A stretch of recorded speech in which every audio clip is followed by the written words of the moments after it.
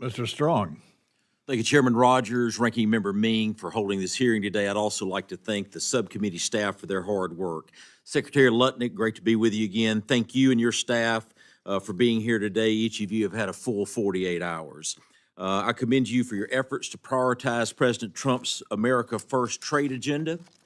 During your Senate budget hearing yesterday, you highlighted Alabama's role in the automotive industry and noted your department's $250 billion commitment to reshore that sector. In my district in Alabama, we're honored to be home to Mazda, Toyota, and Toyota Motor Manufacturing, where 66% of all combustible engines for Toyota North America are made in our district, 4,000 every 24 hours.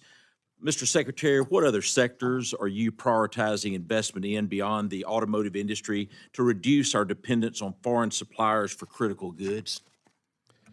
We have examinations in pharmaceuticals, right? Too many of our pharmaceuticals are antibiotics. You can't fight a war and need to ask your adversary to send you the antibiotics. So we need pharmaceuticals to be reshored to America.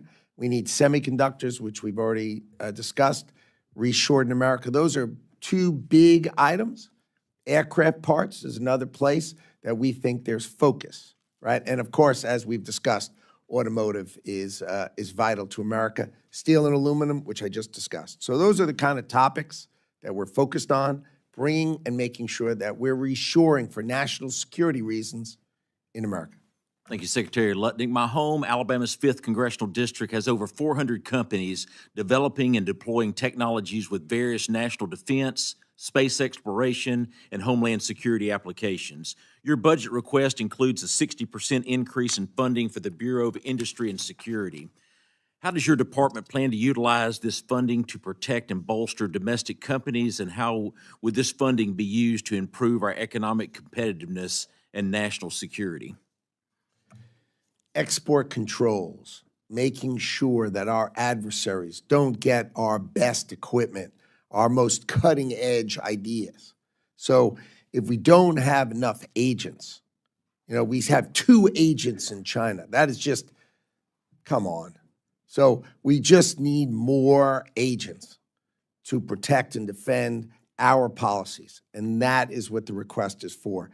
Let's grow our agents in the field to enforce the policies that we make at home. Totally agree, and that leads to my next question. We're seeing increased sophistication from bad actors to circumvent U.S. trade laws. China is producing goods domestically and routing them through other countries to avoid the Made in China label. Your department has asked for funds to address unbalanced trade through increased anti-dumping and countervailing duty investigation. How will this funding help combat China's circumvention of American tariffs, and what tools or technologies are you leveraging? Unfortunately, it's not just China. There are numerous countries whose governments subsidize their industries and therefore create an uncompetitive environment, and then they basically at below cost try to export to America, which creates our trade deficit. So we have anti-dumping, countervailing duties. That's the idea. We need to study them and we need to enforce them. And that is a key role of the Department of Commerce. And we need to augment that, and we need to defend it for exactly the point that these, for example, steel and aluminum, they're crushing our industry, trying to put us out of that business. What I loved is that the UK had 1 blast furnace left. They sold it to the Chinese, and the Chinese then got all their customers and shut it. And then they have no steel industry. That's it. Secretary Lutnick, in 2024, the Census Bureau selected Huntsville, Alabama as one of 6 cities to participate in the 2026 census test run. The 2026 test is an opportunity for the census to refine its operations in a city like Huntsville, which is experiencing fast population growth, making it harder to accurately count. Secretary Lutnick, what will you do to commit to advocating for full funding this year and next to carry out this 2026 testing program, including the Huntsville site? And will you provide a clear timeline to the states so they can begin preparation without delay? and also your thoughts about consistency from state to state, not allowing non-U.S. citizens to be counted in the United States Census.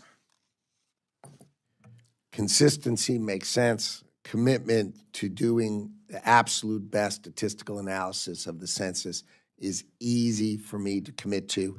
We will focus on it, and we will deliver the structure to have the greatest census with the best statistical analysis ever in the United States of America. And that's what you're going to get from the Department of Commerce. Mr. Secretary, thank you for bringing it home to America. Mr. Chairman, I yield back.